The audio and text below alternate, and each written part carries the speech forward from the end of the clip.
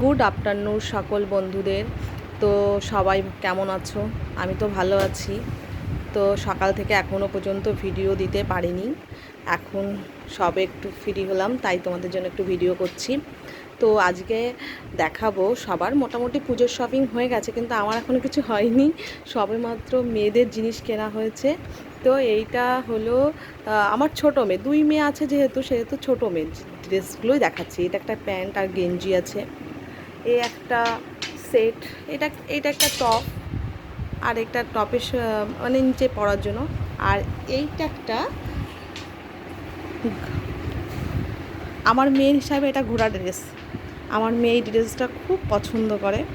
তো এই 3টে ড্রেসই ওর জন্য এখন আপাতত কেনা হয়েছে। তো এর মধ্যে কোনটা ভালো তোমরা সবাই কমেন্ট করে জানিও। আর সবাই ভালো থেকো, আর চ্যানেলটিকে সাবস্ক্রাইব করে আমার পাশে থেকো সবাই।